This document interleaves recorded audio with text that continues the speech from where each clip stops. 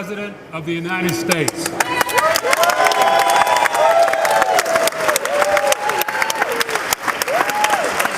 I'd like the flag.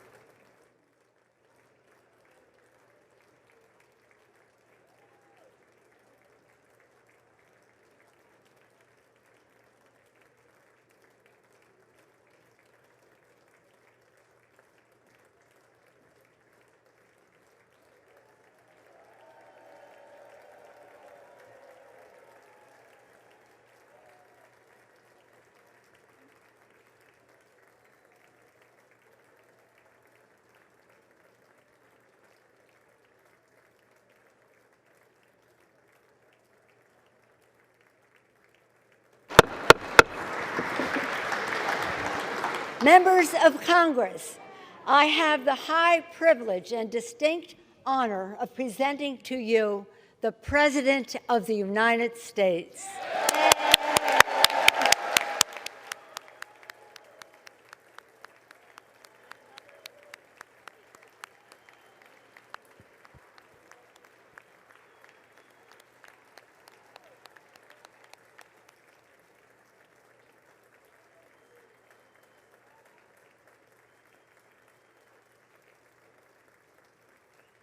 Thank you, thank you.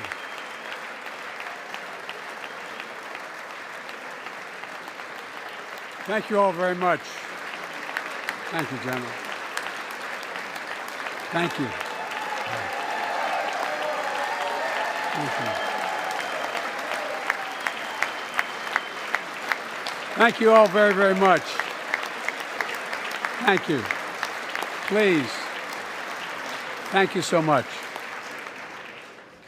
Madam Speaker, Madam Vice President, our First Lady and Second Gentleman, members of Congress and the Cabinet, Justices of the Supreme Court, my fellow Americans. Last year, COVID-19 kept us apart.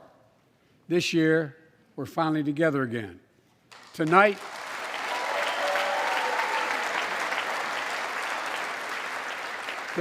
we meet as Democrats, Republicans, Independents, but most importantly, as Americans, with the duty to one another, to America, to the American people, to the Constitution, and an unwavering resolve that freedom will always triumph over tyranny.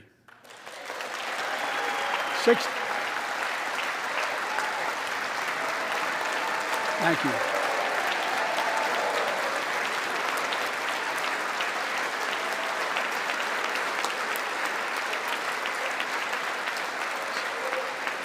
6 days ago, Russia's Vladimir Putin sought to shake the very foundations of the free world, thinking he could make it bend to his menacing ways.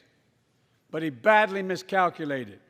He thought he could roll into Ukraine and the world would roll over. Instead, he met with a wall of strength he never anticipated or imagined. He met the Ukrainian people.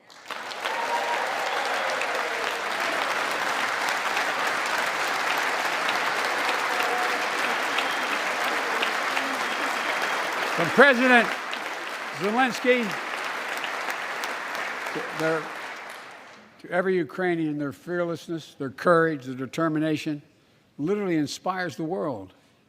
Groups of citizens blocking tanks with their bodies, everyone from students to retirees to teachers, turned soldiers defending their homeland. And in this struggle, President Zelensky said in his speech to the European Parliament, "Light will win over darkness." The Ukrainian ambassador to the United States is here tonight, sitting with the First Lady. Let each of us, if you're able to stand and send an unmistakable signal to the world of Ukraine. Thank you. Thank you, thank you, thank you.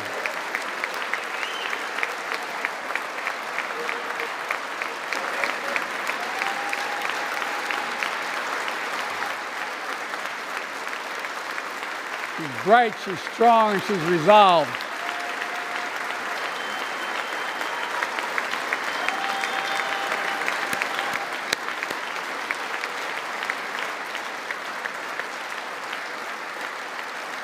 Yes,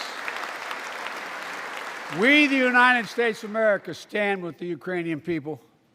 Throughout our history, we've learned this lesson. When dictators do not pay a price for their aggression, they cause more chaos. They keep moving, and the cost, the threats to America and America to the world keeps rising. That's why the NATO alliance was created, to secure peace and stability in Europe after World War II. The United States is a member, along with 29 other nations. It matters. American diplomacy matters.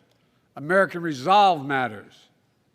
Putin's latest attack on Ukraine was premeditated and totally unprovoked.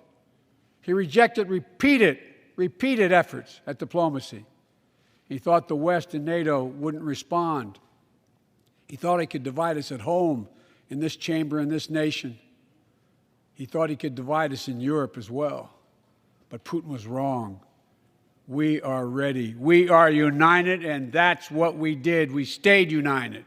We prepared extensively and carefully. We spent months building coalitions of other freedom-loving nations in Europe and the Americas, from America to the Asian and African continents, to confront Putin. Like many of you, I spent countless hours unifying our European allies. We shared with the world in advance what we knew Putin was planning and precisely how he would try to falsify and justify his aggression. We countered Russia's lies with the truth.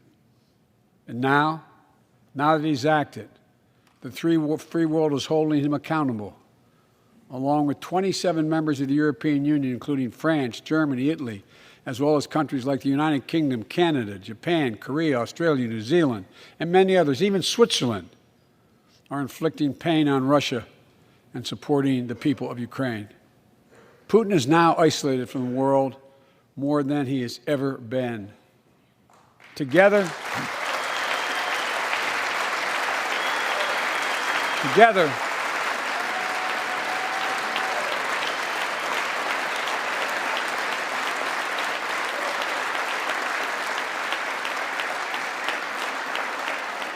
along with our allies, we are right now enforcing powerful economic sanctions.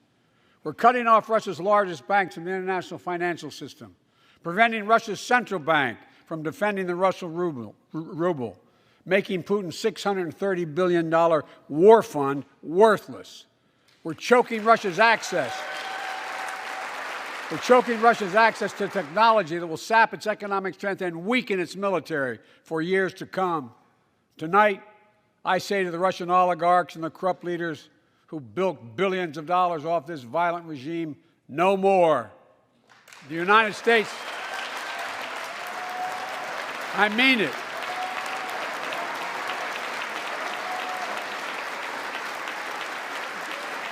The United States Department of Justice is assembling a dedicated task force to go after the crimes of the Russian oligarchs. We're joining with European allies to find and seize their yachts, their luxury apartments, their private jets. We're coming for your ill-begotten gains. And tonight, I'm announcing that we will join our allies in closing off American airspace to all Russian flights, further isolating Russia and adding additional squeeze on their economy.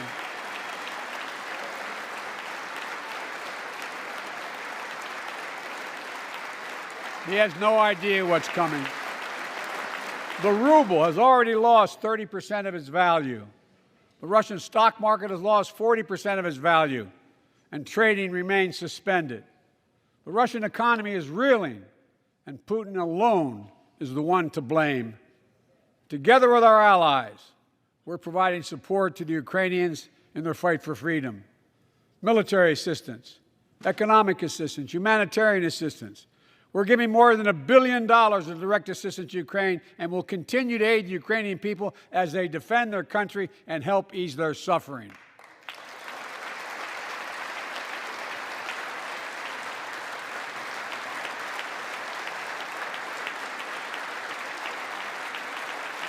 But let me be clear, our forces are not engaged and will not engage in the conflict with Russian forces in Ukraine.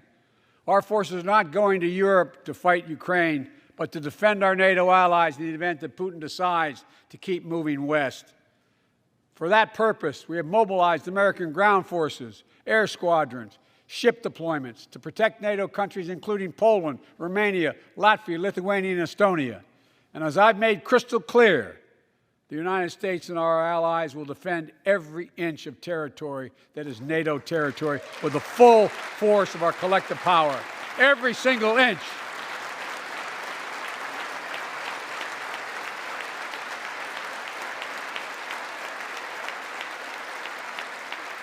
And we're clear-eyed. The Ukrainians are fighting back with pure courage. But the next few days, weeks, and months will be hard on them. Putin has unleashed violence and chaos. But while he may make gains on the battlefield, he'll pay a continuing high price over the long run.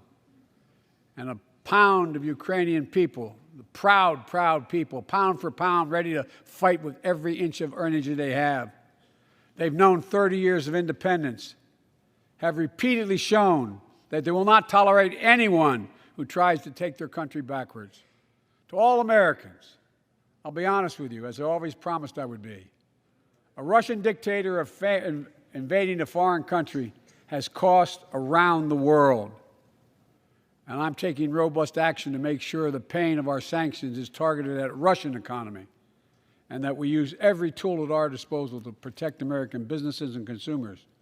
Tonight, I can announce the United States has worked with 30 other countries to release 60 million barrels of oil from reserves around the world.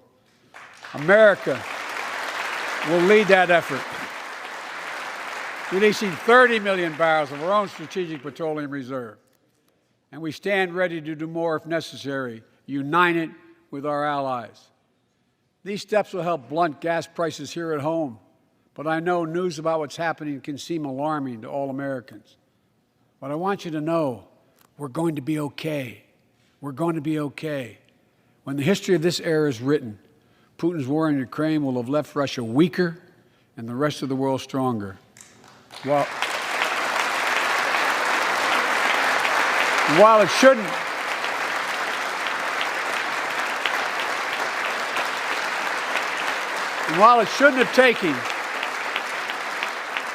have taken something so terrible for people around the world to see what's at stake, now everyone sees it clearly. We see the unity among leaders of nations, a more unified Europe, a more unified West. We see unity among the people who are gathering in cities and large crowds around the world, even in Russia, to demonstrate their support for the people of Ukraine. In the battle between democracy and autocracies, democracies are rising to the moment, and the world is clearly choosing the side of peace and security. This is the real test. And it's going to take time. So let us continue to draw inspiration from the iron will of the Ukrainian people. To our fellow Ukrainian Americans who forged the deep bond that connects our two nations, we stand with you. We stand with you. Putin may circle Kyiv with tanks, but he'll never gain the hearts and souls of the Iranian people. He'll never extinguish their love of freedom, and he will never, never weaken the resolve of the free world.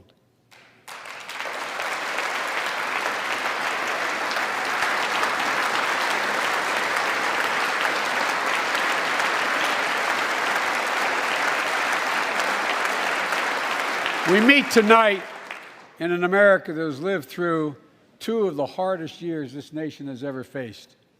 The pandemic has been punishing, and so many families are living paycheck to paycheck, struggling to keep up with the rising cost of food, gas, housing, and so much more. I understand, like many of you did. My dad had to leave his home in Scranton, Pennsylvania to find work. So like many of you, I grew up in a family when the price of food went up, it was felt throughout the family. It had an impact. That's when one of the first things I did as president was fight to pass the American Rescue Plan. Because people were hurting, we needed to act, and we did. Few pieces of legislation have done more at a critical moment in our history to lift us out of a crisis. It fueled our efforts to vaccinate the nation and combat COVID-19. Delivered immediate economic relief to tens of millions of Americans. It helped put food on the table. Remember those long lines of cars waiting for hours just to get a box of food put in their trunk. It cut the cost of health care insurance. And as my dad used to say, it gave the people just a little bit of breathing room. Unlike the $2 trillion tax cut passed in the previous administration that benefited the top 1% of Americans, the American Rescue Plan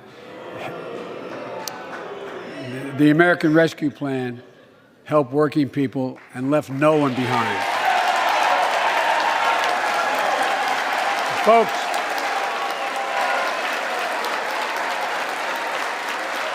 and it worked. It worked.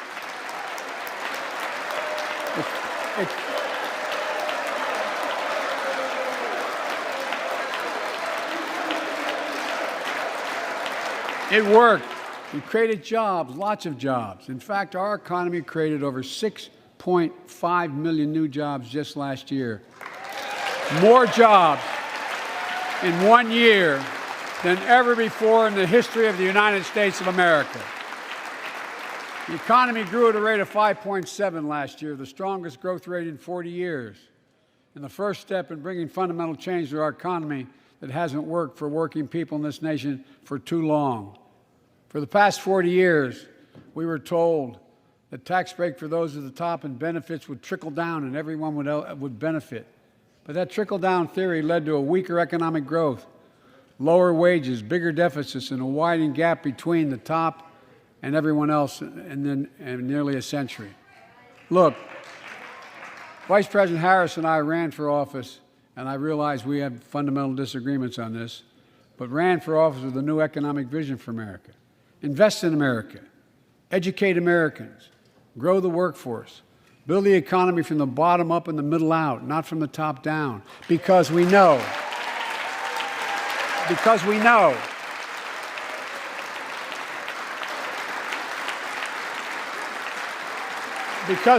when the middle class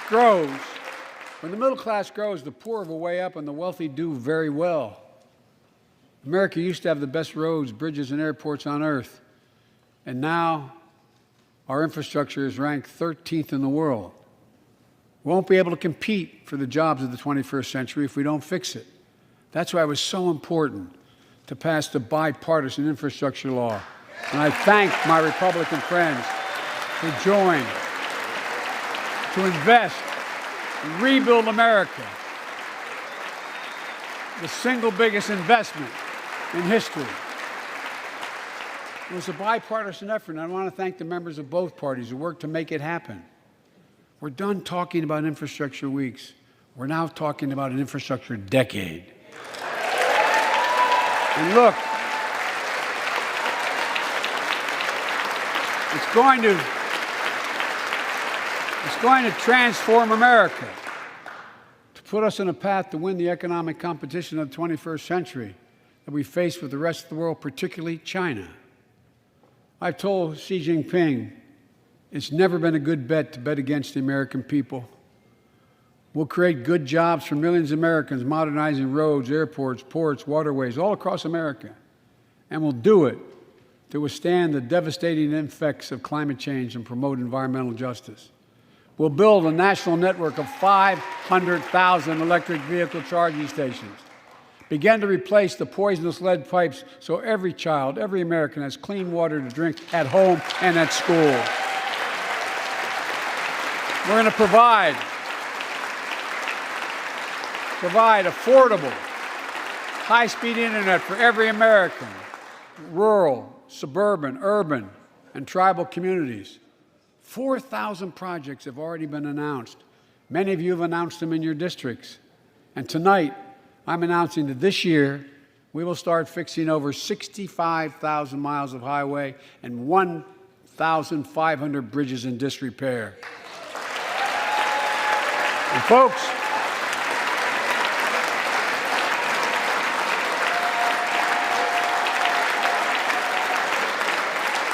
when we use taxpayers' dollars to rebuild America, we're going to do it by buying America.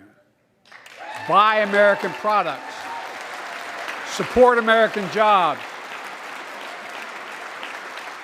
The federal government spends about $600 billion a year to keep this country safe and secure. There's been a law on the books for almost a century to make sure taxpayers' dollars support American jobs and businesses. Every administration, Democrat and Republican, says they'll do it, but we're actually doing it. We'll buy America to make sure everything from the deck of an aircraft carrier to the steel on highway guardrails is made in America from beginning to end. All of it. All of it.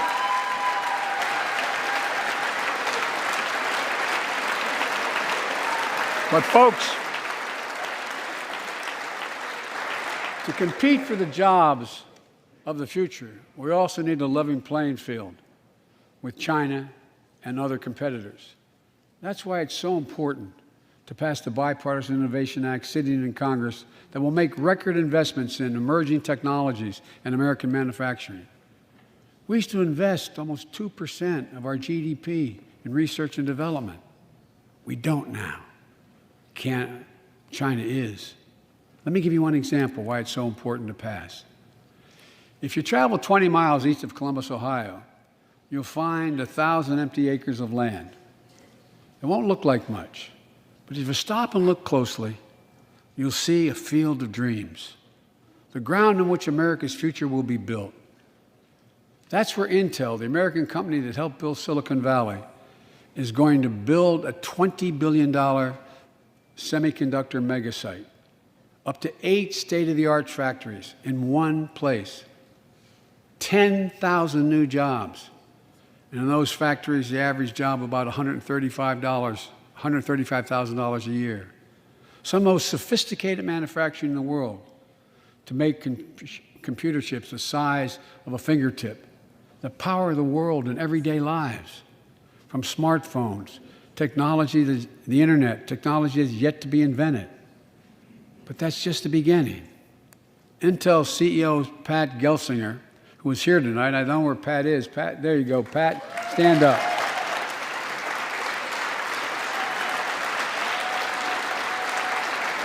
Pat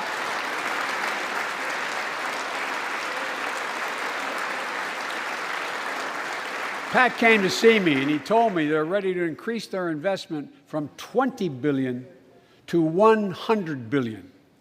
That would be the biggest investment in manufacturing in American history. And all they're waiting for is for you to pass this bill. So let's not wait any longer. Send it to my desk, I'll sign it, and we'll really take off in a big way. And folks, Intel is not alone. There's something happening in America. Just look around and you'll see an amazing story.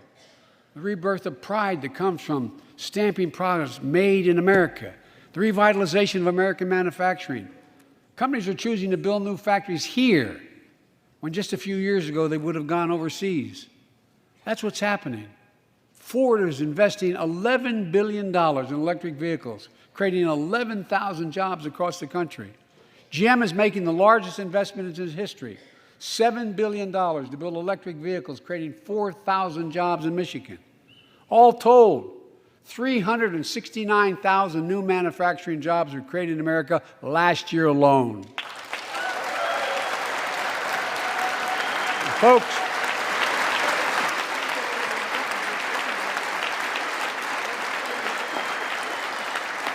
powered by people I've met like JoJo Burgess from generations of union steelworkers in Pittsburgh, who's here with us tonight. Where are you, JoJo? There you go. Thanks, buddy. As Ohio Senator Sherrod Brown says,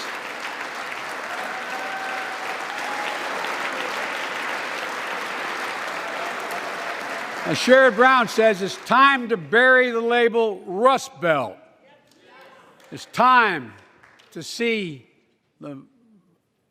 what used to be called the Rust Belt become the home of a significant resurgence of manufacturing. And with all the bright spots in our economy, record job growth, higher wages, too many families are struggling to keep up with their bills. Inflation is robbing them of gains they thought otherwise they would be able to feel. I get it.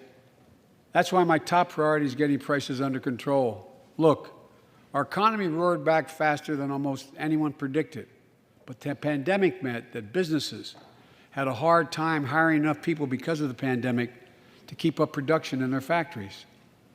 So you didn't have people making those beams that went into buildings because they were out. The factory was closed. The panic also disrupted the global supply chain. Factories close. When that happens, it takes longer to make goods and get them to the warehouses, to the stores, and prices go up. Look at cars last year. 1/3 of all the inflation was because of automobile sales. There weren't enough semiconductors to make all the cars that people wanted to buy. And guess what? Prices of automobiles went way up, especially used vehicles as well. And so we have a choice. One way to fight inflation is to drive down wages and make Americans poorer. I think I have a better idea to fight inflation. Lower your costs, not your wages. And folks,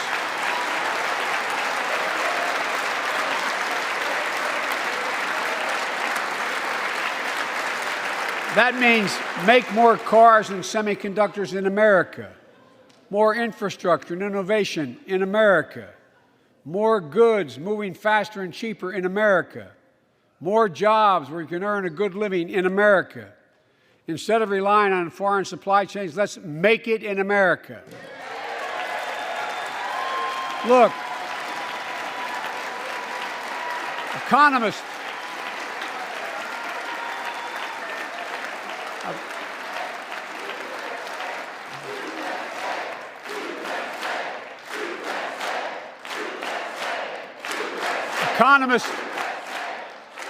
call this increasing the productive capacity of our economy. I call it building a better America. My plan to fight inflation will lower your costs and lower the deficit.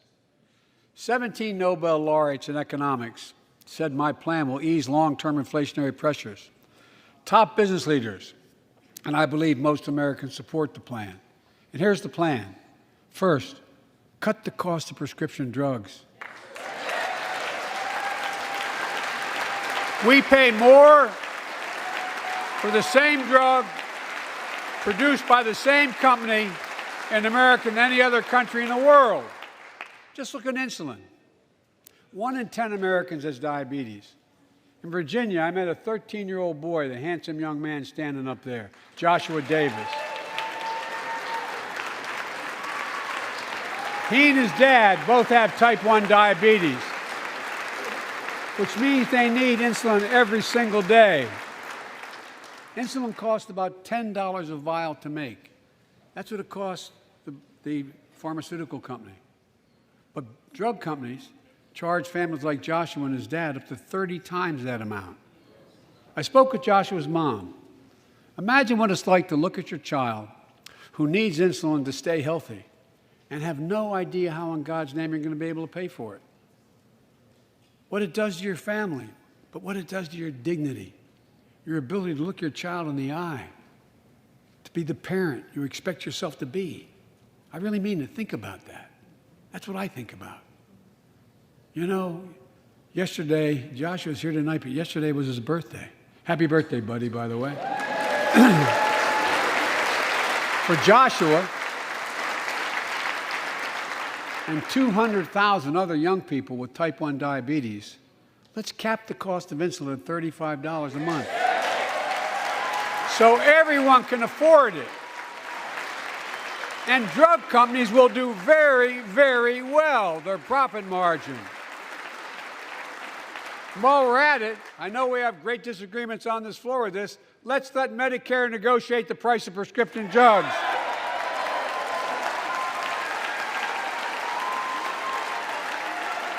They already set the price for VA drugs. Look, the American Rescue Plan is helping millions of families with Affordable Care Act plans to save them $2,400 a year on their health premiums. Let's close the coverage gap and make these savings permanent. And second, let's cut energy costs for families, an average of $500 a year by combating climate change. Let's provide an investment tax credits to weatherize your home and your business, to be energy efficient and get a tax credit for it. Double America's clean energy production in solar, wind, and so much more. Lower the price of electric vehicles, saving another $80 a month that you're not going to have to pay at the pump. Folks,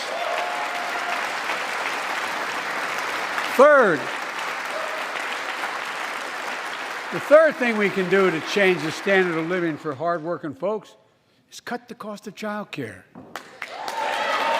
Cut the cost of child care. Folks, if you live in a major city in America, you pay up to $14,000 a year for child care per child. I was a single dad for 5 years, raising 2 kids. I had a lot of help, though. I had a mom, a dad, a brother, and a sister that really helped. But middle class and working folks shouldn't have to pay more than 7% of their income to care for the young children. My plan would cut the cost of child care in half for most families and help parents, including millions of women who left the workforce during the pandemic because they couldn't afford child care, to be able to get back to work, generating economic growth. But my plan doesn't stop there. It also includes home and long-term care, more affordable housing, pre-K for 3- and 4-year-olds. All these will lower costs to families. And under my plan, nobody, let me say this again, nobody earning less than $400,000 a year will pay an additional penny in new taxes. Not a single penny.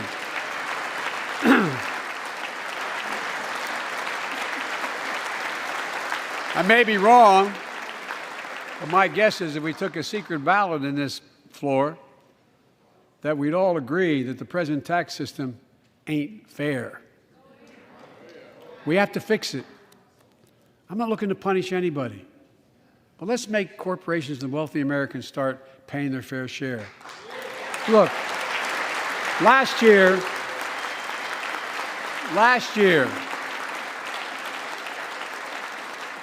like Chris Coons and Tom Carper and my distinguished Congresswoman, we come from the land of corporate America. There are more corporations incorporated in America than every other state in America combined. And I still won 36 years in a row. The point is, even they understand they should pay just a fair share. Last year, 55 of the Fortune 500 companies earned $40 billion in profit and paid zero in federal taxes. Now look, it's not fair. That's why I proposed a 15% minimum tax rate for corporations. And that's why in the G7 and other meetings overseas, I was able to be somewhat helpful, 130 countries agree on a global minimum tax rate. So companies can't get out of paying their taxes at home by shipping jobs and factories overseas. It'll raise billions of dollars. That's why I propose closing loopholes for the very wealthy who pay a lower tax rate than a teacher and a firefighter. So that's my plan, but we'll go in more detail later. We will grow the economy, lower the cost of families. So what are we waiting for? Let's get this done. We all know we've got to make changes. Folks,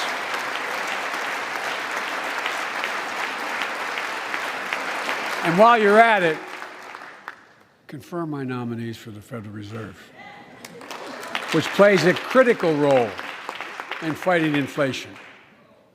My plan will not only lower costs and give families a fair shot, it will lower the deficit. The previous administration not only ballooned the deficit with those tax cuts for the very wealthy and corporations, it undermined the watchdogs, the job of those to keep pandemic relief funds being wasted. Remember we had those debates about whether or not those watchdogs should be able to see every day how much money was being spent, where was it going to the right place? But in my administration, the watchdogs are back. And we're going to go after the criminals who stole billions of relief money meant for small business and millions of Americans. Tonight, I'm announcing that the Justice Department will soon name a chief prosecutor for pandemic fraud.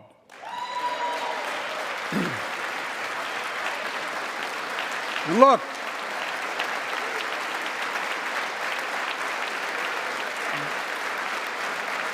I think we all agree, thank you.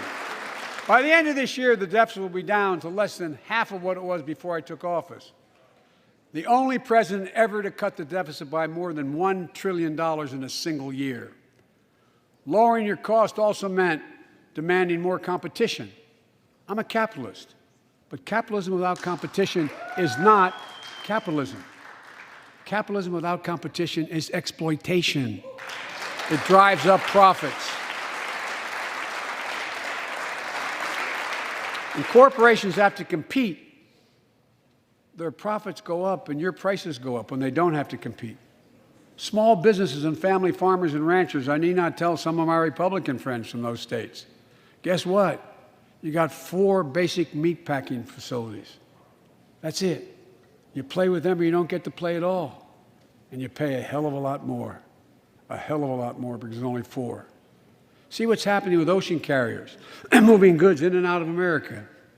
During the pandemic, about half a dozen or less foreign-owned companies raised prices by as much as 1,000% and made record profits.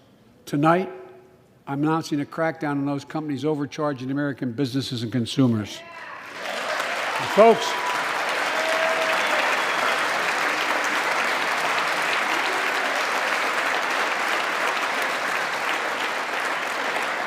and as Wall Street firms take over more nursing homes, quality in those homes has gone down and costs have gone up. That ends on my watch. Medicare is going to set higher standards for nursing homes and make sure your loved ones get the care they deserve and that they inspect and they will look at closely.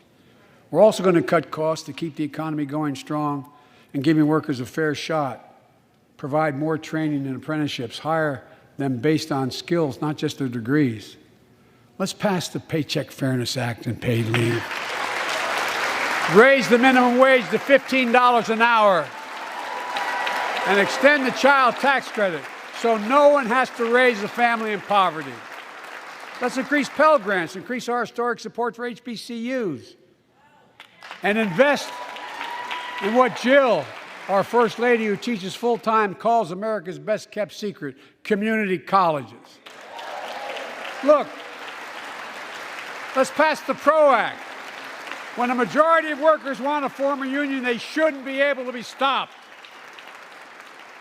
When we invest in our workers and we build an economy from the bottom up and the middle out together, we can do something we haven't done in a long time, build a better America. For more than 2 years, COVID has impacted every decision in our lives and the life of this nation. And I know you're tired, frustrated, and exhausted. That doesn't even count the close to 1 million people who sit at a dining room table or a kitchen table and look at an empty chair because they lost somebody. But I also know this.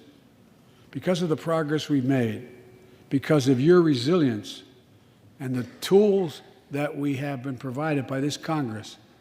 Tonight I can say we're moving forward safely back to more normal routines. We've reached a new moment in the fight against COVID-19, where severe cases are down to a level not seen since July of last year. Just a few days ago, the Center for Disease Control and Prevention issued a new mask guidelines. Under the new guidelines, most Americans and most of the country can now go mask-free. And based on projections, more of the country will reach a point across the next couple of weeks. And thanks to the progress we've made in the past year, COVID-19 no longer need control our lives. I know some are talking about living with COVID-19, but tonight I say that we never will just accept living with COVID-19. We'll continue to combat the virus as we do other diseases. And because this virus mutates and spreads, we have to stay on guard. And here are 4 common sense steps as we move forward safely, in my view. First, stay protected with vaccines and treatments. We know how incredibly effective vaccines are. If you're vaccinated and boosted, you have the highest degree of protection. And we'll never give up on vaccinating more Americans. Now, I know parents with kids under 5 are eager to see their vaccines authorized for their children. Scientists are working hard to get that done. We'll be ready with plenty of vaccines if and when they do. We're all ready. We are also ready with antiviral treatments. If you get COVID-19, the Pfizer pill reduces your chances of ending up in the hospital by 90%. I've ordered more pills than anyone in the world has. Pfizer is working overtime to get us 1 million pills this month and more than double that next month.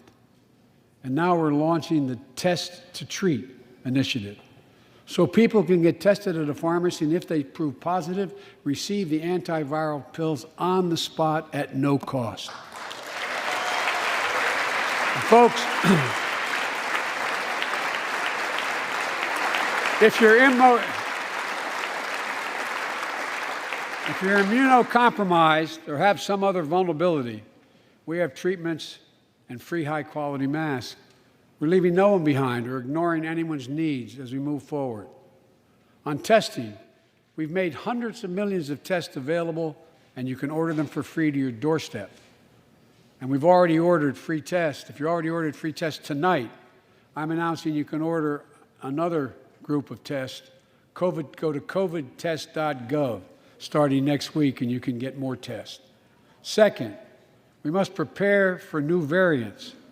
Over the past, we've gotten much better at detecting new variants. If necessary, we'll be able to develop new vaccines within 100 days instead of maybe months or years. And if Congress provides the funds we need, we'll have new stockpiles of tests, masks, pills ready if needed. I can't promise a new variant won't come, but I can promise you we'll do everything within our power to be ready if it does. Third,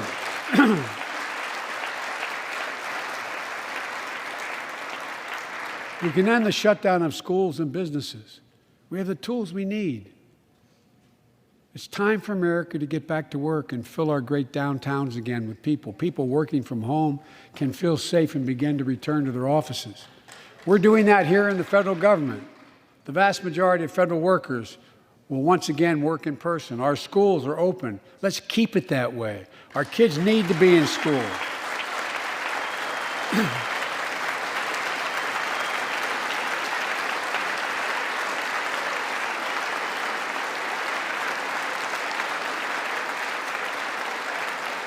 With 75% of adult Americans fully vaccinated and hospitalizations down by 77%, most Americans can remove their masks and stay in the classroom and move forward safely. We achieved this because we provided free vaccines, treatments, tests, and masks. Of course, continuing this costs money, so I'll not surprise you. I'll be back to see you all. And I'm going to soon send a request to Congress. The vast majority of Americans have used these tools and may want again. We may need them again, so I expect Congress, and I hope you'll pass that quickly. Fourth, we'll continue vaccinating the world. We've sent 475 million vaccine doses to 112 countries, more than any nation on earth. We won't stop because you can't build a wall high enough to keep out a vaccine. The vaccine can stop the spread of these diseases. You know, we've lost so much in COVID-19. Time with one another. The worst of all, the loss of life. Let's use this moment to reset. So stop looking at COVID as a partisan dividing line. See it for what it is, a god-awful disease.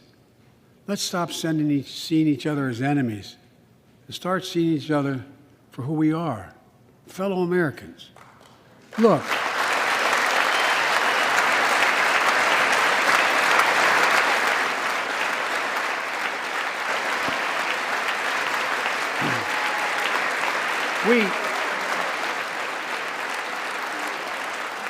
we can't change how divided we've been. It was a long time in coming. But we can change how to move forward on COVID-19 and other issues that we must face together.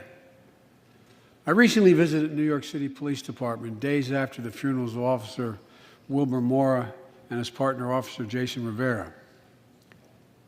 They were responding to a 9/11 call when a man shot and killed them with a stolen gun. Officer Mora was 27 years old. Officer Rivera was 22 years old. Both Dominican Americans who grew up in the same streets that they later chose to patrol as police officers.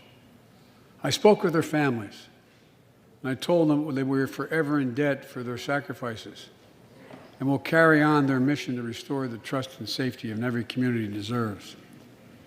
Like some of you that have been around for a while, I've worked with you on these issues for a long time. I know what works. Investigating crime prevention and community policing, cops who walk the beat, who know the neighborhood, and who can restore trust and safety. Let's not abandon our streets or choose between safety and equal justice.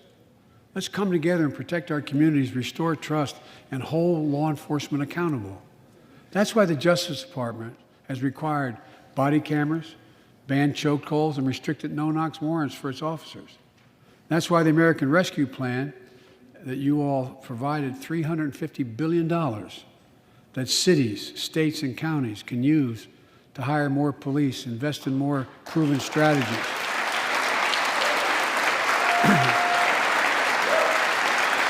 Proven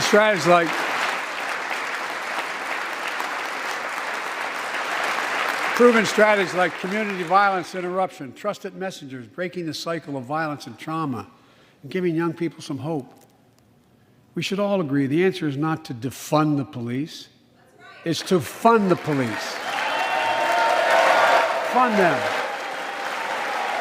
Fund them.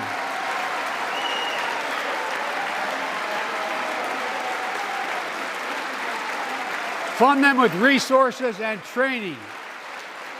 Resources and training they need to protect our communities. I ask Democrats and Republicans alike to pass my budget and keep our neighborhoods safe. And we'll do everything in my power to crack down on gun trafficking of ghost guns that you can buy online, assemble at home, no serial numbers, can't be traced. I ask Congress to pass proven measures to reduce gun violence. Pass universal background checks. Why should anyone on the terrorist list be able to purchase a weapon? Why? Why? And folks, ban assault weapons with high-capacity magazines that hold up to 100 rounds. You think the deer are wearing Kevlar vests? Look, repeal the liability shield that makes gun manufacturers the only industry in America that can't be sued. The only one. Imagine had we done that with the tobacco manufacturers. These laws don't infringe on the Second Amendment. They save lives. The most fundamental right in America is the right to vote and have it counted. And look, it's under assault. In state after state, new laws have been passed, not only to suppress the vote, we've been there before, but to subvert the entire election. We can't let this happen. Tonight I call on the Senate to pass the Freedom to Vote Act, pass the John Lewis Act, Voting Rights Act. And while you're at it, pass the Disclose Act so Americans know who's funding our elections. Look, tonight, I'd like to honor someone who dedicated his life to serve this country. Justice Breyer, an Army veteran, constitutional scholar, retiring Justice of the United States Supreme Court. Justice Breyer, thank you for your service. Thank you, thank you, thank you. I mean it. Get up, stand, let them see you. Thank you.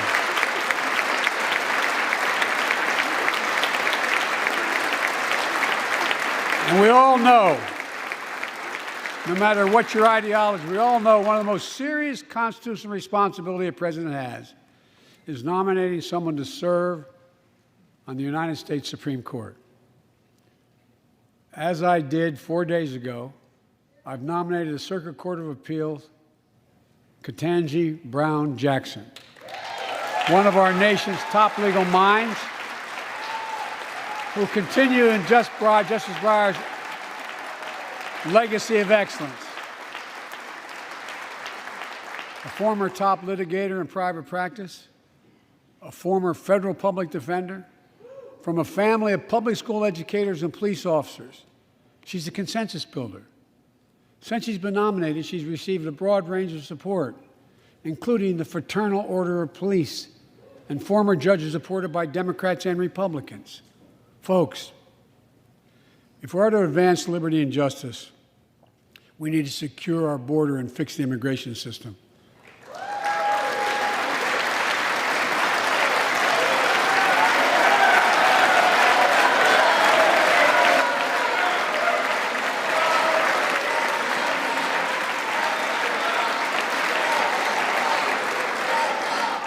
And as you might guess, I think we can do both.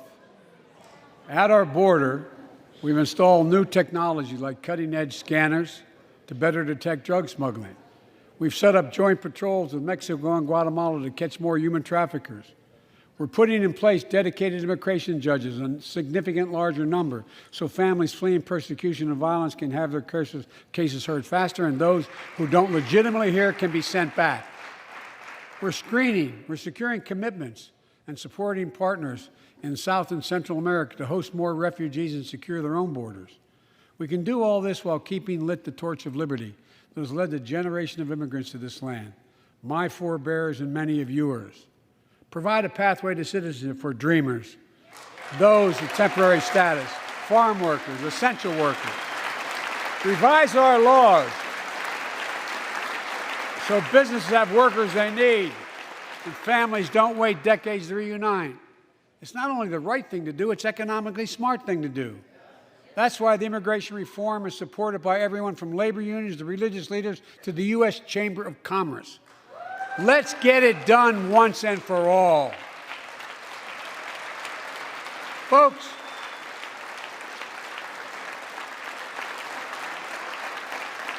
advancing liberty and justice also requires protecting the rights of women. The constitutional right affirmed by Roe v. Wade, standing precedent for half a century, is under attack as never before. If you want to go forward, not backwards, we must protect access to health care, preserve a woman's right to choose, and continue to advance maternal health care for all Americans. And folks, for our LGBTQ plus Americans, let's finally get the Bipartisan Equality Act to my desk. The onslaught of state laws targeting transgender Americans and their families, it's simply wrong. And I've said last year, especially to our younger transgender Americans, I'll always have your back as your president so you can be yourself and reach your God-given potential. Folks,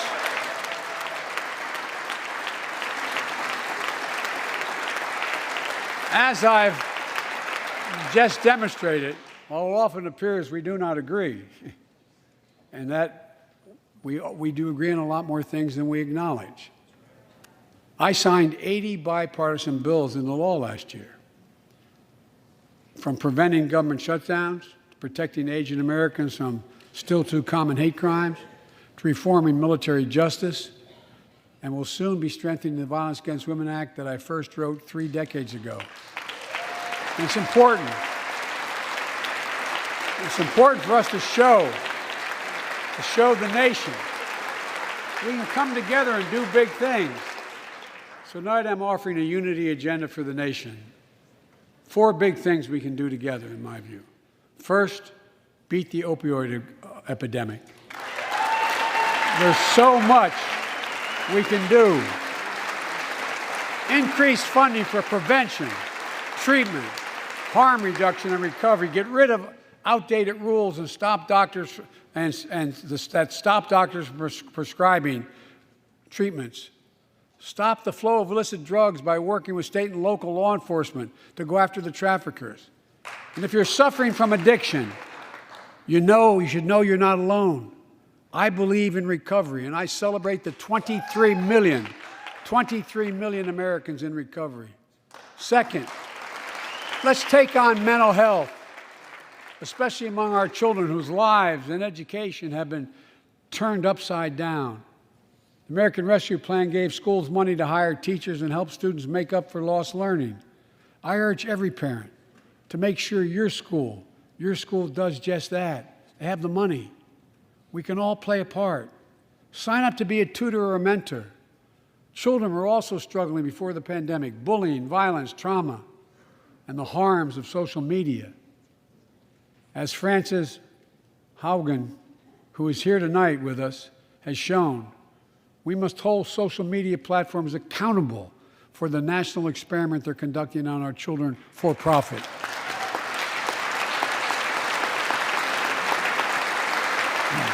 Folks, thank you. Thank you for the courage you showed. It's time to strengthen privacy protections, ban targeted advertising to children, demand tech companies stop collecting personal data on our children, and let's get all Americans the mental health services they need. More people can turn for help and full parity between physical and mental health care if we treat it that way in our insurance. Look,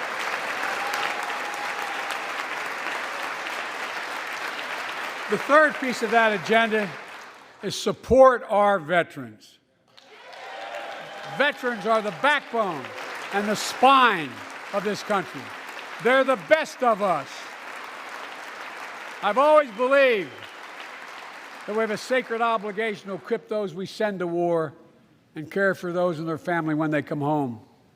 My administration is providing assistance in job training, housing, and now helping lower-income veterans get VA care debt-free. And our troops in Iraq and Afghanistan have faced many dangers, one being stationed at bases breathing in toxic smoke from burn pits. Many of you have been there. I've been in and out of Iraq and Afghanistan over 40 times. These burn pits that incinerate waste, the waste of war, medical and hazardous material, jet fuel, and so much more. And they come home, many of the world's fittest and best trained warriors in the world. Never the same. Headaches, numbness, dizziness. A cancer that would put them in a flag-draped coffin. I know. One of those soldiers was my son, Major Bo Biden. I don't know for sure if the burn pit that he lived near, that his hooch was near in Iraq and earlier than that in Kosovo, is the cause of his brain cancer, the disease of so many other troops. But I am committed to find out everything we can, committed to military families like Danielle Robinson from Ohio, the widow of Sergeant First Class Heath Robinson. He was born a soldier, Army National Guard, combat medic in Kosovo and Iraq, stationed near Baghdad, just yards from burn pits the size of football fields. Danielle is here with us tonight. They loved going to Ohio State football games.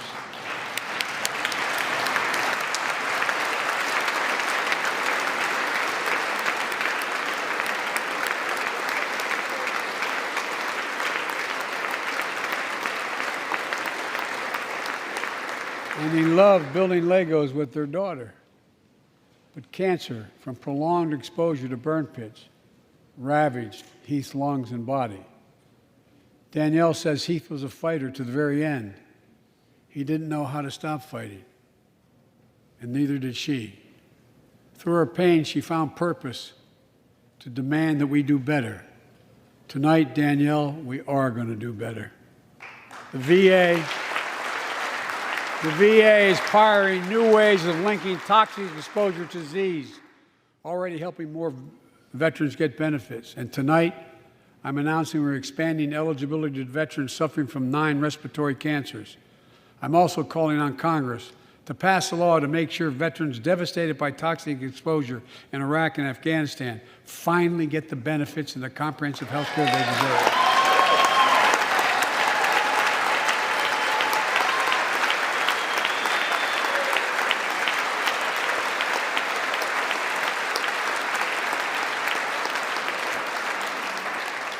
And fourth and last, let's end cancer as we know it. This is personal.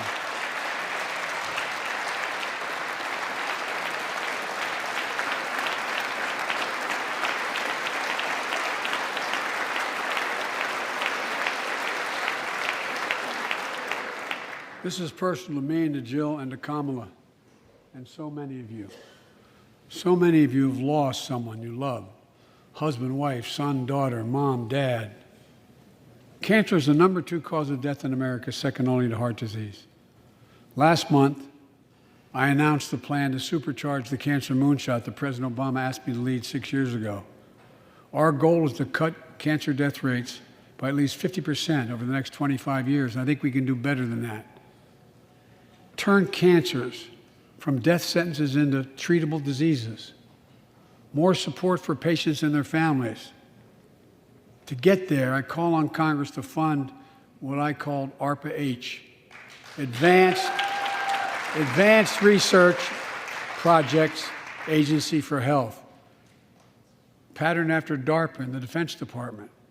Projects that led in DARPA to the internet, GPS, and so much more that make our forces more safer and be able to wage war with more clarity. ARPA will have a singular purpose: to drive breakthroughs in cancer, Alzheimer's and diabetes, and more. A unity agenda for the nation. We can do these things. It's within our power, and I don't see a partisan edge to any one of those 4 things. My fellow Americans, tonight, we've gathered in this sacred space, a citadel of democracy, in this Capitol. Generation after generation of Americans have debated great questions amid great strife and have done great things. We fought for freedom, expanded liberty, debated totalitarianism and terror. We built the strongest, freest, and most prosperous nation the world has ever known. Now is the hour, our moment of responsibility, our test of resolve and conscience, of history itself. It is in this moment that our character of this generation is formed. Our purpose is found. Our future is forged. Well, I know this nation. We'll meet the test, protect freedom and liberty, expand fairness and opportunity, and we will save democracy. As hard as those times have been, I'm more optimistic about America today than I've been my whole life, because I see the future that's within our grasp, because I know there's simply nothing beyond our capacity. We're the only nation on earth that has always turned every crisis we've faced into an opportunity. The only nation that can be defined by a single word: possibilities.